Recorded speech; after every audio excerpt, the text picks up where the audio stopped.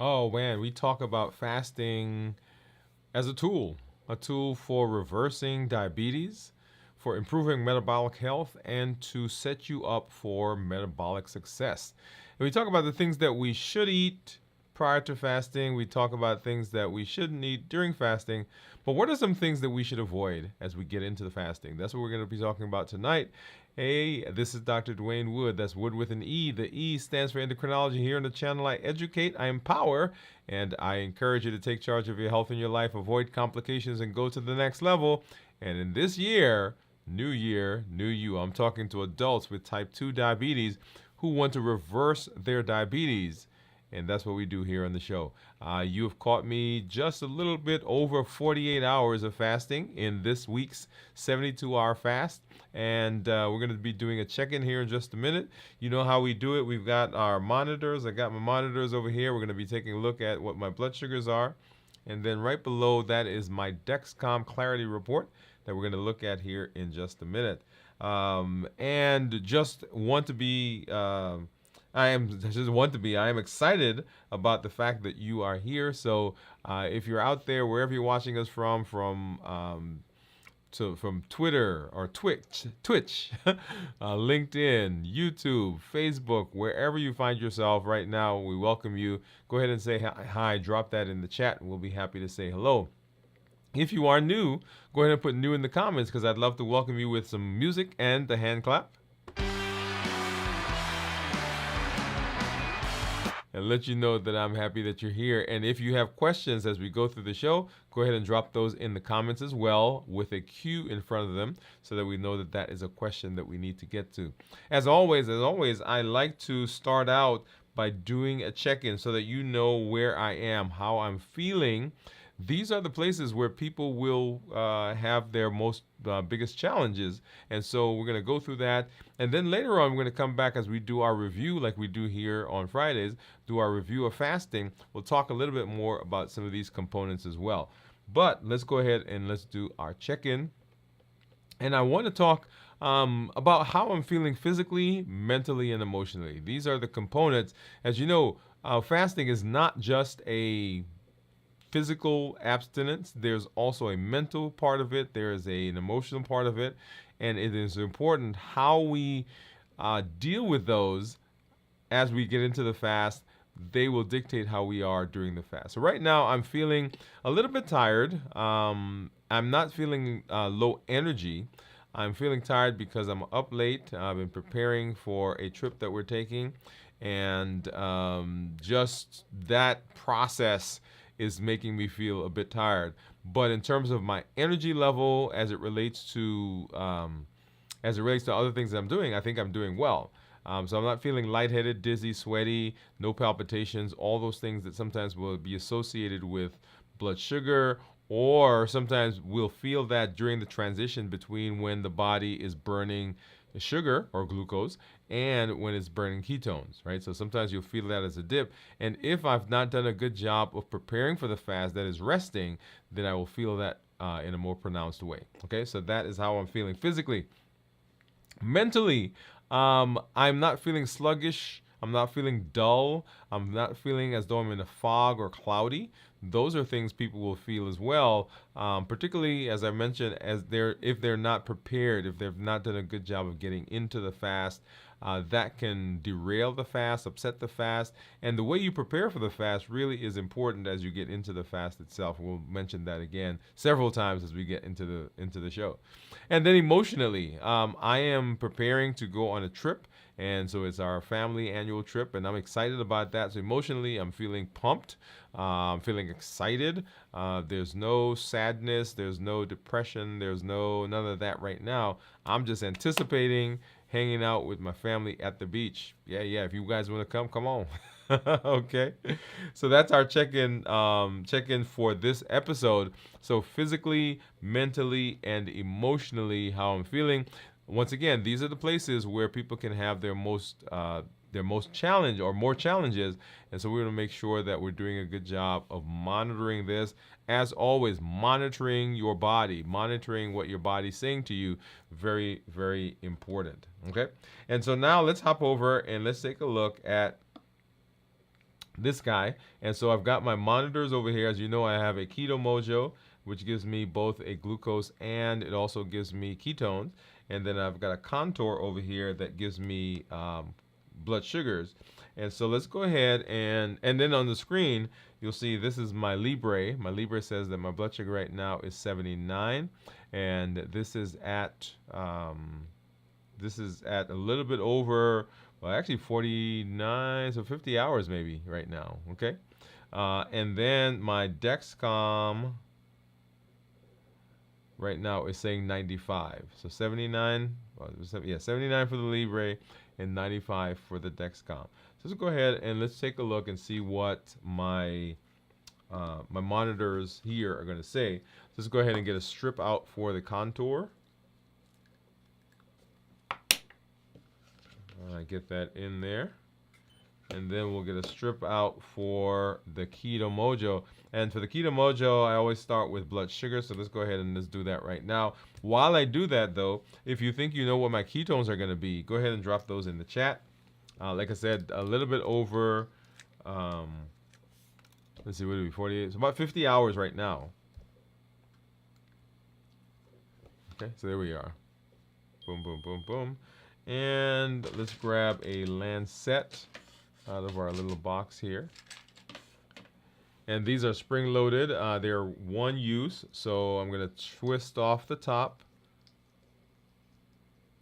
Right there. And let's go ahead and when I press this lever, then the Lancet will come through this hole. It will give me a poke in the finger, and then hopefully we get a drop of blood. Let's go ahead and change to this scene. And I'm going to hold this up so that you can hear and see. Okay, and hopefully that gave me a good prick. So let's see what we got. Yeah, there we are. And we'll start with the Keto Mojo. And then a drop over here for the Contour. Okay, so 84 for the Keto Mojo. And then the Contour says that I'm 82, so pretty close, pretty close. And then, of course, my Dexcom says that I was 95, and my Libre says 79. Okay, so as you know, they can be different, and looks like they're, at least the Libre and the others are kind of keeping in touch with each other. And so now let me grab this strip out. We're going to put a ketone strip in, and let's see, let's get another drop of blood. And go ahead and get that started. And of course, like I always do, I'm not going to show you what those are right now because I'm going to tease you, get that started, and then we're going to hop over and have our conversation. Okay? All right. And then I'm going to move that off the screen there because sometimes I'll go back to that screen and you guys will see it. Okay. So let's have a conversation, right? So I want to talk a little bit about some things that we should not do during fasting. And here we're talking about foods and dietary things. Now, having said that, during fasting, our fasting really is, we're abstaining from any calories. So we're not really eating during the fast. So what I really should have titled this is what to do prior to fast, or what to avoid prior to fasting. Okay, so we're going to run through this list. And it's some common things and some things that we've been saying, and you're when you hear them, when you see them, you will say, okay, yeah, that makes sense to me why that is the case. And then I have some timelines, right, prior to fasting, what we need to do. So we're going to come back, we're going to do a review of fasting, but this is just as we are preparing for the fast. We've talked about some other things before, but I wanted to just give you a list of some things that we want to avoid as we're getting to the fast and as we are moving to the fast, and things that we may want to do. Okay? All right. So number one, we want to avoid high sugary foods. High sugary foods. And we want to do that about 5 days prior to starting a fast. And this is because if you are eating high sugary foods, then you'll get spikes and crashes that can lead to cravings and hunger. So remember, as your blood sugar goes up because of the sugar, the insulin comes out, and the insulin will bring it back down. but it is as you get those fluctuations, right? Rise in blood sugar, drop in blood sugar, rise in blood sugar, drop in blood sugar, that you can get you can get cravings. And then insulin itself produces cravings, right? So it stimulates the appetite. So if you're doing that right up against the time that you're starting to fast, you are going into the fast with cravings, right? Because they don't like automatically go magically go away just because you started fasting at a particular time. And we'll see here in a minute those first 6 hours of absorption anyway. Those are the post or the post feeding period. And so your body is still in the process of dealing with what you've been eating before. So one, highly sugary foods, you want to avoid those, and you want to try to do this about 5 days. Now, most of these are going to be 5 days. Some are going to be 3 to 5 days, but we're talking about 5 days to a week prior to getting into a fast that you are dealing with some of these issues and looking at the things that you're eating. Number two, refined carbohydrates. Now this makes sense because it goes right on the heels of the high sugary things, right? So 5 days prior to starting a fast, you want to avoid refined carbohydrates because this helps your body ease into ketosis more effectively during fasting. Now, one of the questions I get is how fast do we get into fasting, or how fast do we go into ketosis? And for the most part, you'll hear in a minute that at 24 hours the glycogen in the body is essentially gone. But you've heard of people saying they're carbing up. Well, this idea of carbing up has the connotation that there are things that you can do that basically overstuff the body with carbohydrates. And so you may take a little longer to get into ketosis depending on what you've eaten prior to starting the fast. Okay, so once again, refined carbs, you want to minimize those as we are moving towards fasting those last 3 to 5 days of fasting, so that your body can ease into ketosis more effectively. Then you want to avoid highly processed foods. Now, this harkens back to our whole idea about whole foods, right? Yeah, whole foods. Remember, of the things that we can do, being in the whole food arena does a big job in terms of helping us with our metabolic health. So whole foods, you want to avoid those 3 to 5 days, once again, to reduce the inflammation that may occur from those things and to support your digestive system. Remember, inflammation is that process that the body uses to signal that there's something wrong, or to signal the cells that should come and fight, or to get the body ramped up to fight diseases, illnesses, and so forth. If you're eating foods, those highly processed foods, they can produce a system or produce areas where you can have inflammatory issues. And inflammation in the body, right, will cause issues in terms of spikes in blood sugar, cortisol, stress, insulin has to come out, and so we get into this cascade. So avoiding those processed foods leading into the fasting is not just important in terms of keeping the body healthy and safe, but it's important also so that we don't have spikes and that we don't have rise in blood sugars, rise in cortisol, and ultimately rise in insulin, which then gets into the cascade of cravings. Okay? All right. Fried and fatty foods, right? You want to avoid those 3 to 5 days prior to the fast, and this will prevent digestive discomfort. Right? So a lot of people will have gallbladder issues, all other kind of GI issues based on the food that they're eating, and a lot of people have issues with fried fatty food. Now, here's the thing. A lot of people will know that they have an issue, and they will decide that they're going to accept the consequences, if you will, of the GI discomfort, which is great if they've decided to do that. But if they're doing that in the fast, that can set them up for having not so good a fast, and then that has ripple results down the road. Okay, so fried and fatty foods, you want to avoid those 3 to 5 days. Dairy products, particularly if you have issues with dairy, you're lactose intolerant, you have some other issues that are going on, you want to avoid this 3 to 5 days. Once again, this can cause bloating, it can also cause inflammatory processes, and it can disrupt the digestive system. Okay, so 3 to 5 days, you want to avoid those dairy products. High sodium foods, another one. Once again, 3 to 5 days. And the reason for this is when you're eating high sodium, so wherever salt goes, water follows it.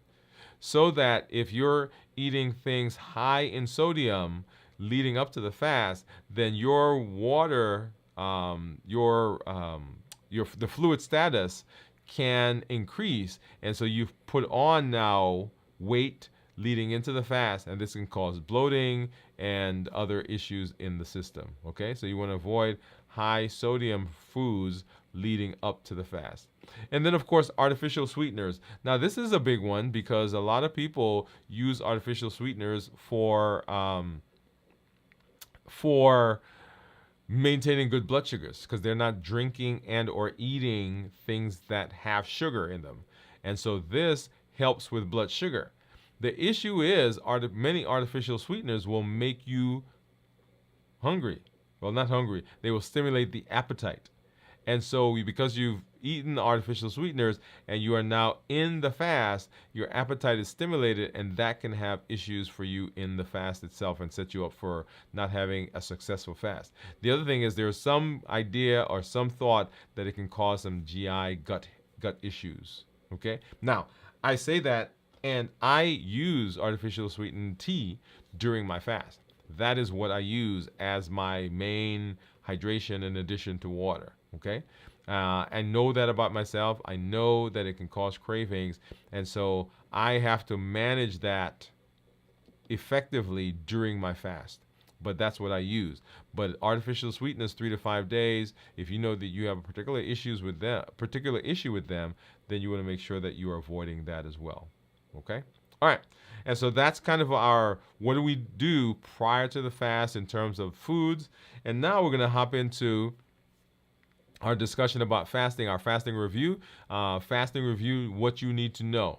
That's what we're going to be talking about here, what you need to know. And as we get into the fast, I always want to break it up into 3 different phases.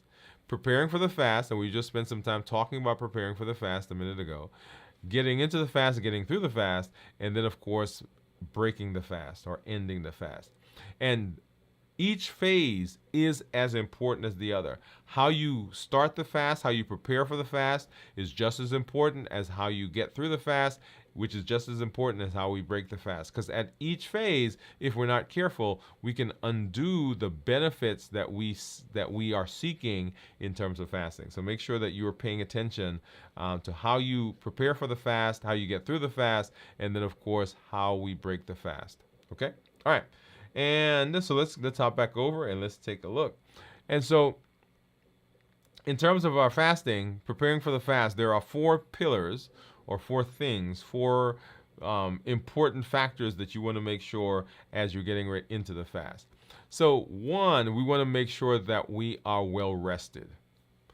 When I did my check-in at the beginning of the top of the show, we talked about how we were feeling physically.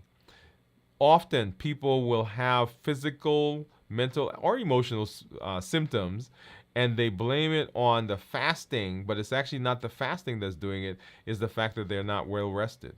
And if you're not well rested, that has ramifications down the road as we're talking about fasting. And if you don't do a good job, you will associate that feeling with fasting, and then the next time you want to fast, the brain will say, no, no, no, no, no. We remember what that was like the last time, okay? So not only does it derail you for this current fast, but it also sets you up for failure going into the future. So you want to make sure that you're rested. Number 2, you want to make sure you're hydrated. So hydration is a huge issue. You guys will recall several months ago I did a show where I did a check-in and I was not maintaining good hydration, and that fast for me didn't go well. I was feeling lightheaded, dizzy, a little weak, and so I'm feeling nauseated as well. So you want to make sure that you are doing a good job of hydration as we get into the fast, and you want to begin hydrating 3 to 5 days prior to fasting, right, to make sure that you're getting good fluid status. So not only should we be mindful of our rest and also our hydration, we want to make sure that you are not coming out of or going into a stressful situation.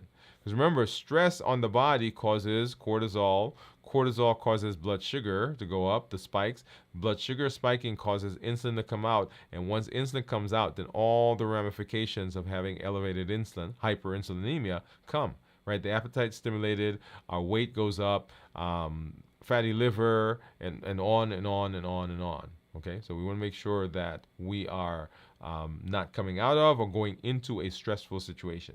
And then we want to make sure that on our non-fasting days, during our eating window, that we are eating nutrient dense foods, not calorie dense, right? So nutrient dense are those foods that have all the vitamins and minerals and fiber and fluid and so forth. So if you're doing that during your non-fasting days, as you get into fasting, that sets you up for a successful fast. Okay, so preparing for the fast, and then also all the things that we talked about a minute ago in terms of what to avoid leading up to the fast, or things that you should and should not do. Okay, so preparing for the fast, very important. And then during the fast itself, I like to break the fast up into 24-hour chunks. Right, the first 24 hours, then 48 hours, then 72, then 96, and so on. But during this review, we're going to actually break it up a little finer than that. We're going to talk about what happens in the fast during the first 0 to 6 hours, and then we'll go from there. So 0 to 6 hours, this is the postprandial phase. The postprandial phase is the phase where the body is still, as you see there, absorbing food. It's breaking it down and getting the nutrients out of it.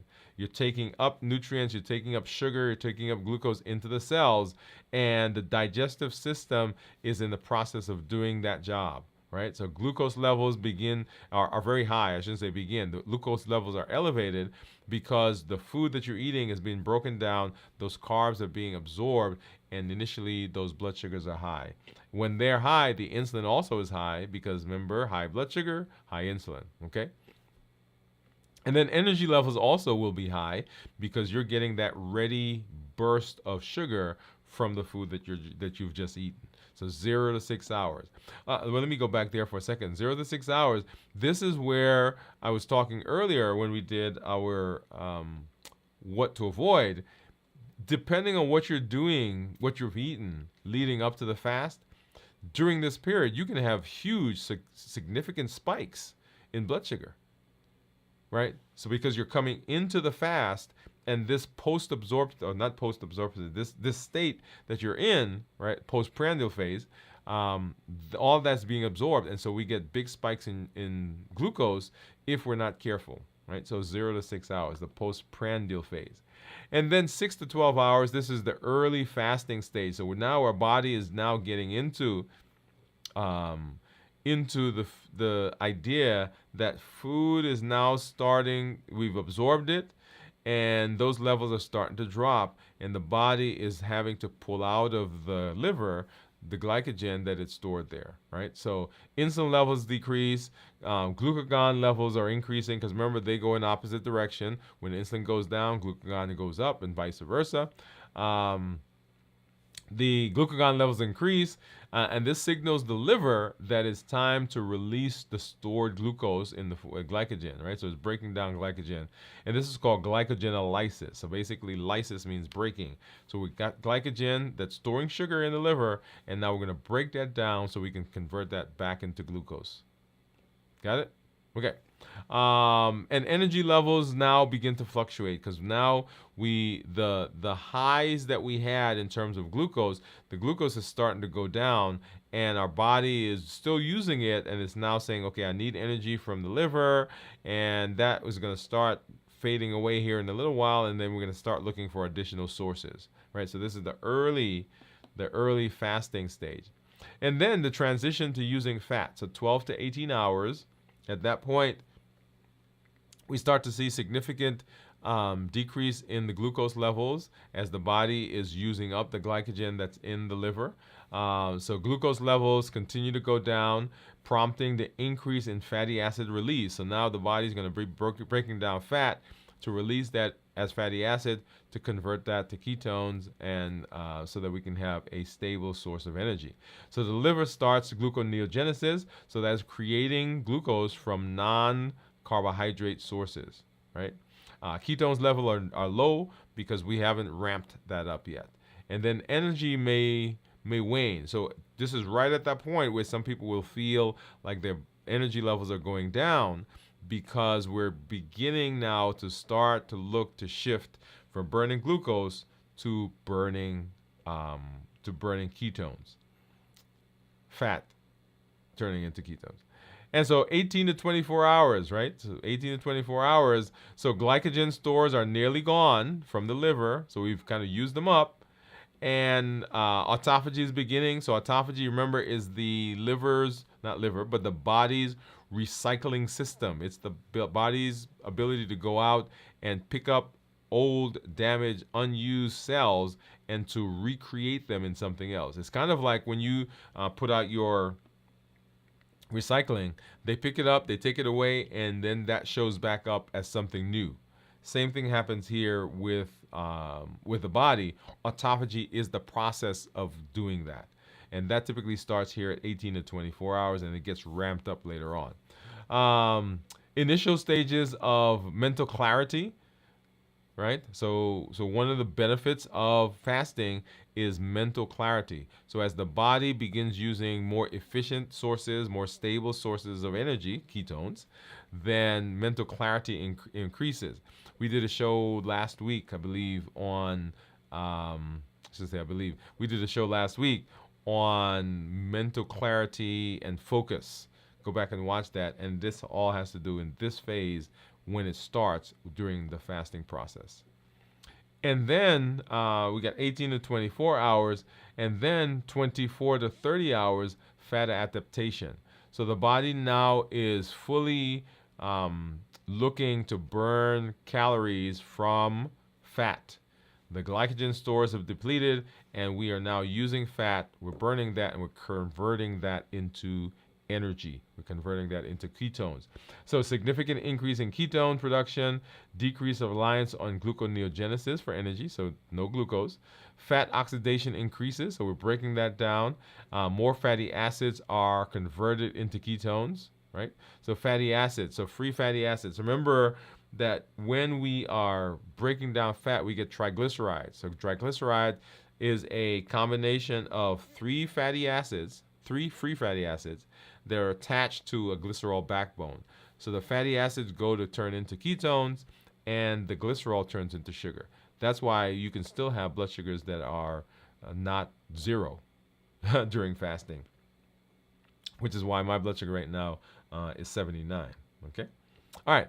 And let's see. So energy levels. So energy levels stabilize as the body switches to burn more efficient and more stable energy source. It's kind of like that hybrid car.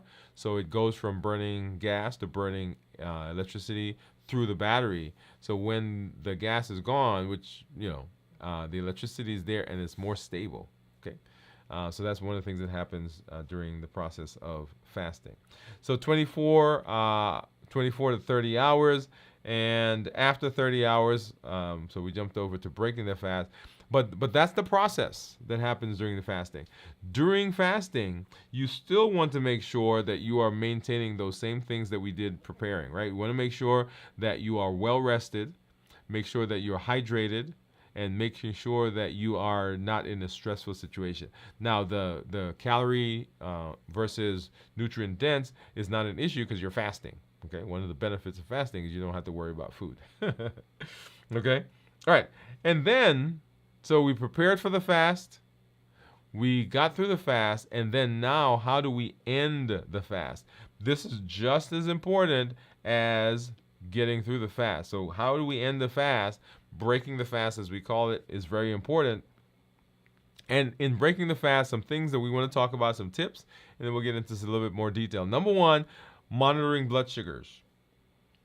I recommend that everybody monitors their blood sugar because you can then tell how different foods, different activities will affect your body. If you're not monitoring, you don't know. So I recommend monitoring. If you're not diabetic, you may not have a prescription for a monitor.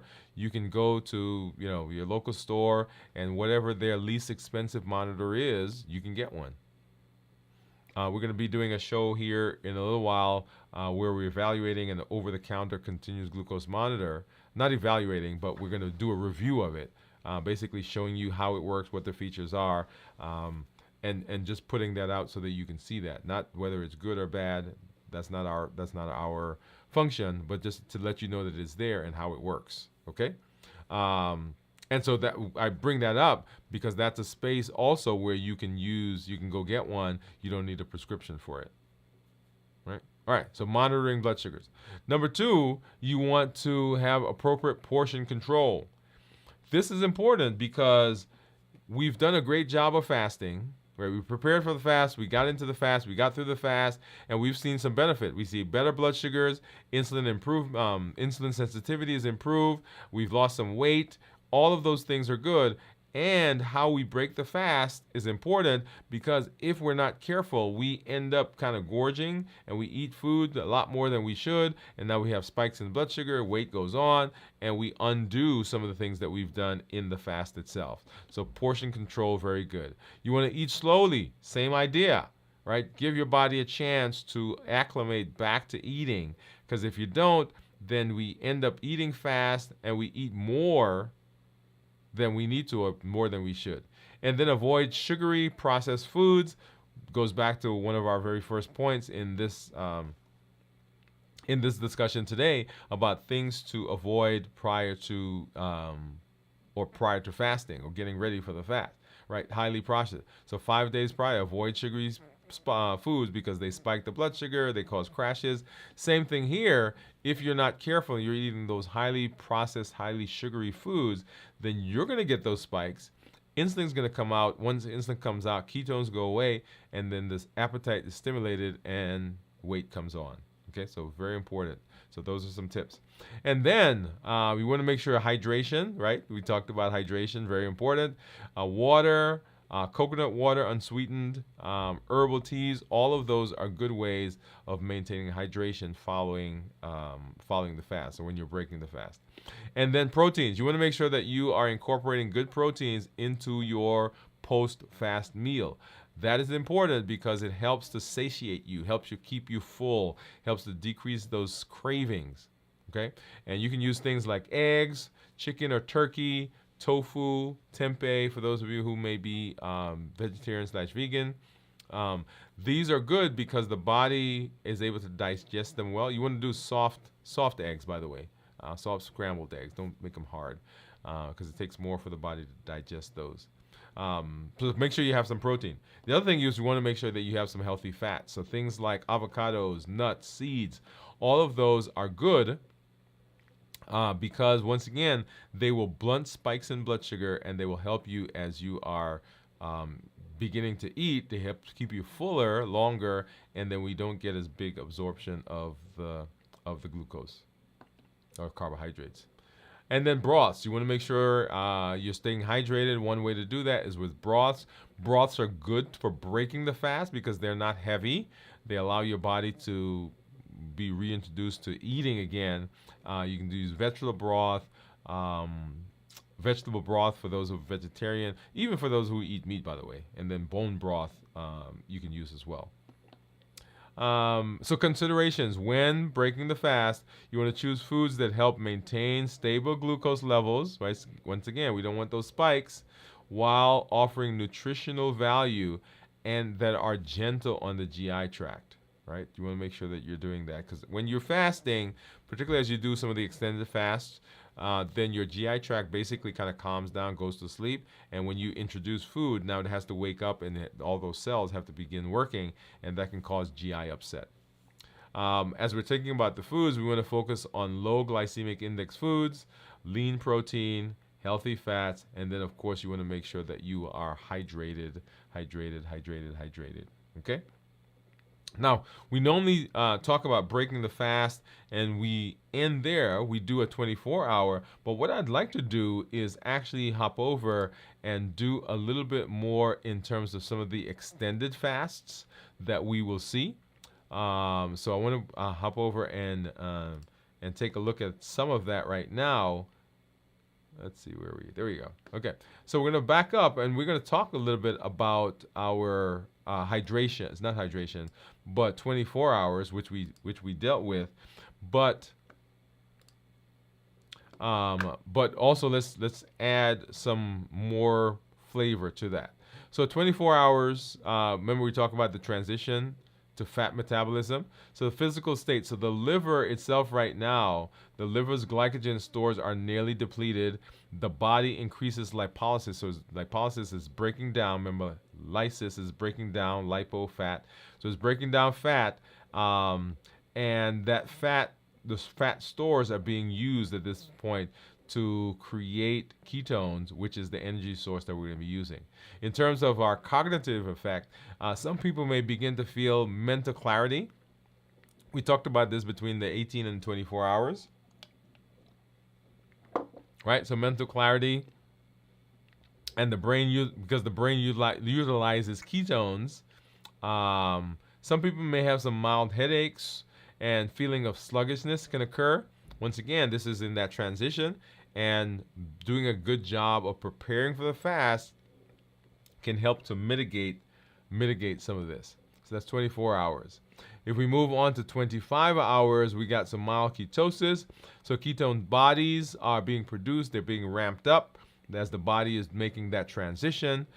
Energy levels might fluctuate once again as we're making the transition between, in earnest now, between glycogen, glucose, and with ketones. So now we are fully getting ready to hop into this space. Increased lipolysis, so the body continues to break down more and more and more fat to convert those to ketones, and continued adaptation to ketones. This is some of the cognitive effects. So now that the ketones are there, the brain and the focus and all the things we talked about, mental clarity. Okay, 24 hours, autophagy is increasing. Right? Remember we talked about it beginning in the 18 to 24 hours, and it is in full force. Okay, cellular cleanup. This is the recycling system that the body has. All that now has been ramped up, and it is in full force. And we begin to see some of the benefits of autophagy during this period. 28 hours, we got some hormonal adjustments. Remember, insulin levels have gone down, glucagon levels have gone up. Now we may have some spikes in cortisol and epinephrine initially in that first part of fasting, because fasting is a stress on the body. But then that begins to go away, and we begin to stabilize our hunger and satiety hormones, right? So insulin is gone, so it's no longer affecting the brain in that space. Stabilization of mood and energy as the body becomes more accustomed to fasting, right? So during the first several hours, 24 hours maybe even, people can be cranky, not pleasant. Okay, but as the body adapts, then that goes away and that improves. And then 29 hours, now we're deepening into ketosis. Okay, so I wanted to spend some time going into some more extensive fasting beyond the 24 hours. We did a 36 hours, so 30 hours full ketosis is going on. 31 to 36 hours, sustained ketosis and autophagy is now there, right? Everything is now fully, we've changed from gas, as in the hybrid car, to the battery. So we're now burning the battery now in the body, and that's what we're using. 37 to 42 hours, autophagy continues, and the cleanup process. This is where a lot of people will say, if you read the studies, having extended fast improves your immune system, inflammation, cognition, neurodegenerative diseases as we get into some of those longer fasts, because autophagy is in full force, that cellular repair process. So hormone optimization, so levels of cortisol might adjust to lower the stress on the body, right? Continued rise in human growth hormone, and that's where people will say that you'll get more muscle as you're fasting, right? In fact, this is the period where a lot of people say, hey, you should go exercise. Well, it's a whole nother conversation about exercising or fasting workouts, right? Fasting workouts. And then that was 43 to 48 hours, and then we can move on and see other benefits as we get into some of the more extended fasting beyond 48 hours. But here, in terms of cognition, we see peak mental clarity is often reported. The body's reduced focus on digestion allows more energy for cognition and for other physiologic function. So the body's not having to spend this time and the energy in terms of digestion, and so now those energies can go somewhere else, right? So that energy goes somewhere else. Awesome. All right, so let's hop over and let's take a look at my reports, right? So I've got right down below, that's my Dexcom Clarity report. So let's hop over there and let's take a look and see what that's showing. Let's use this one right here. Okay. So you'll see there my average blood sugar is 128, and this is 14 days, 90 days. It says that my glucose management indicator is 6.4. So if I were to get an A1C, we would expect that that's what it would be. And then in target 87% of the time, target being 70 to 180. So let's take a look at my daily graphs and see what's been going on. And as I said, we are a little bit over about 50 hours now. Yep. Okay, so started fasting right in here. Blood sugars of 174. 24 hours later, blood sugars 110. 24 hours later, which would be right here, blood sugars of 98. And you saw, it didn't update there, but we're 50 hours in, and my blood sugars. Let's hop over and take a look at. Actually, let's do this one. Yeah, so I'll show this, and then you can still see the flyer for our show. So blood sugars right now 80. This is my Libre, and then of course my Dexcom showing 96. Well, let me do the big one. So 96 for my Dexcom, and then 80 for my Libre. So people will ask, hey, if you've been fasting, why is your blood sugar not lower? And it's not lower because my body still has the ability to create glucose, right? Remember glycerol, which comes from triglycerides. The fatty acids go to turn into ketones, and the glycerol turns into sugar. Okay? All right. So that's where my blood sugars are. And so it's interesting to see what that does as we move into the rest of our fast. If you look at the graph at the bottom of this report, bottom of the screen, you'll see that now we were starting right above 100 and now kind of hovering right above 70 or 80, as you see there on the screen. So what do you think at this point my ketones would be? What do you think my ketones are? And so let me hop over. I'm going to pull up my Keto Mojo app. I'm going to get my Keto Mojo monitor, and we'll need to go ahead and turn that on. There. And then let's go ahead and get it synced. We'll pull that data over. So if you think you know, go ahead and pop those in. Put that in the chat. What do you think it is, right? So, all right, there we are. So blood sugar of 84 and ketones of 0.8. Ketones of 0.8. So remember, ketones, when we talk about ketones that are less than 0.5 considered normal, 0.5 to 1.5 considered nutritional ketosis, and then above 1.5 considered therapeutic ketosis. And so right now I'm in the 0.5 to 1.5. In fact, when we talk to people about fasting, particularly if we're saying, okay, we want you to get into ketosis, we want ketones that are above or we want ketones that are 0.5 or higher. If we look at my graphs, the tan line there that you see, those are blood sugars, and then the turquoise line, that is ketones. So as my blood sugars have gone up, right, when we broke the fast last week, blood sugars went up, ketones went down. So tan line up, and the turquoise line went down. And then as I started fasting, blood sugars now are going down, and then ketones are going up. Okay?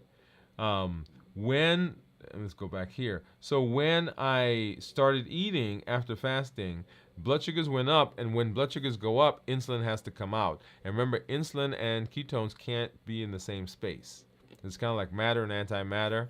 Or, in those old movies, they tell you if you travel back in time, don't interact with yourself. Or if you go forward in time, don't interact yourself because you can't be in the same space. Same thing here, ketones and glucose, or ketones and insulin can't be in the same space. So when blood sugars go up and we get that spike in insulin, then the ketones begin going down. Okay, so 84 glucose and zero point 0.8 is what our ketones are. Love it, love it, love it. All right. So yeah, so if you're out there and you've been fasting, go ahead. If you've been fasting, if you fasted this week, say yes, and put how long you fasted. So yes, and you're gonna put 24 hours. Yes, 36 hours. Yes, 16 hours. Whatever the number is. Remember, we're working our way to be able to fast once a week, and our goal is a 24-hour period. But wherever you are, that's where we want you to start. Wherever you are, we want you to start there. In our last check-in last night, we started talking about my process of reversing diabetes, and I told you about the 25 years in the making, right? So if you've not done so, go ahead and watch the show that we did last night when we did our check-in. I think you'll get a kick out of that. As we move into the rest of this year, we're going to be sharing a lot more about my story and hearing your stories as well, because that is where the rubber is meeting the road. That is where we're getting great success, right? As you've seen in our community, a lot of people are reversing or decreasing their insulin usage, getting off of insulin. They're improving their A1Cs. They're losing weight. They're coming off of other medications. Yeah, that is what's going on. And that's happening right here in this space. And that reminds me, right? I shouldn't say that reminds me. That points now to the space that I want to talk to you about. That is the unlimited potential, unlimited ability that you have to make changes in your health. At your fingertips, within you, you have the ability, you have the power to chart your health destiny. Remember that. And that occurs as we are educating, empowering, and encouraging the Triple E formula for success, as we do here on the show. So, and on the channel. So I educate with the blogs, with the shows, with the podcasts. We empower with the tools that we learn, and we encourage with the community that you are part of, that you are building. So the Triple E formula for success. Remember those things that will derail us, those things, those triggers that will push us off of our eating plan, push us off of our desire to be healthy. They are given by the HEAT model. So habits, emotions, access, and taste. Habits, emotions, access, and taste. Habits are the things that we do out of just routine. We're not hungry, but it's a movie and we're going to eat popcorn. We're hanging out with some friends and we're going to eat this. We are not hungry, but it's lunchtime and we're going to have something, right? So all of those things, all of those reasons are things that push us off of our plan. So habits, emotions, whether we're happy, sad, tired, bored, frustrated, depressed, all of those emotions will push their way through our desire and our decision to eat in a certain way. So make sure that you're taking care of those emotions. And then access. We eat just because things are around. Yeah. So you walk by the kitchen or a coworker's desk, you're not hungry, but you see something on the counter, something in a bowl, something on their desk, and you grab it. Not because you're hungry, but just because it was there. Access. And we eat because of taste. The bliss point is the perfect combination of sugar, salt, and fat. Bliss point. So when you eat that thing, you're like, oh man, I can't just have one. I need more of this. Remember, as we're talking about taste, often we're not chasing the food. We're chasing what the food does for us. We're chasing the calm. We're chasing that feeling. We're chasing that memory of that time we went to that place and ate that thing and we felt that way. So we eat because of habits, emotions, access, and taste. And our call to action to you is join the challenges. Come to the channel. When you watch the shows, don't just watch the shows, but get involved. The challenges we do once a month. Every month we have a challenge. We have a new one coming up here in just a little while as we change months. But join the challenge. They are an opportunity for you to be able to put into practice the things that we're learning. right? They are tools that you're learning as well. So join the challenges. Number two, tell your story. If you're having successes, let us know. Are you losing weight? Improve blood sugar, improve blood pressure, off of medication. All of those things are wins. And we want to know, we want to hear, because if you can do it, we can do it as well, right? It encourages us. Also, if you are having challenges, share that as well, because we want to rally around you and we want to let you know that you're not alone, and you can help us know that we're not alone, right? It's nothing like feeling like you're alone in a space, but this community is amazing for rallying around each other. And then invite a friend. You can be a voice for change in your community, whether it's your church or home or work or doctor's office, wherever you are. You can be a voice of change. Say to people, hey, let's go watch this show together. Send them a link. Say, let's do this together. Okay? You can be a voice for change. And then remember our pillars for reversing diabetes: decrease insulin, suppress the appetite, and reduce sugar. We are in the process of talking through those. We are on the third pillar, that is reducing sugar, and we have done the third episode in that series, right? So make sure you come on back, and we will be looking at that as we move through those pillars. Decreasing insulin, suppress appetite, and reducing sugar. Yeah. That's how we do it, y'all. That's how we do it here on Dwain Woode MD. As I always say, I'm excited to be here in this space with you. Always glad when I can come through, when we can learn something together. Don't forget that on Sunday we have our This Week in Review. Make sure that you join us. It starts at 6 a.m. Central right here on the channel. And you will see that also on other social media platforms, LinkedIn, Facebook, Twitch, right? So all those places you can find it. Dwain Woode MD. Make sure you watch that This Week in Review. As always, y'all, I say this is Dr. Dwain Woode. That's Wood with an E. The E stands for endocrinology. Here on the channel, I educate, I empower, and I encourage you to take charge of your health and your life, avoid complications, and go to the next level. And in this year, new you. Good night, everybody. We'll see you on Sunday at This Week in Review. Bye-bye.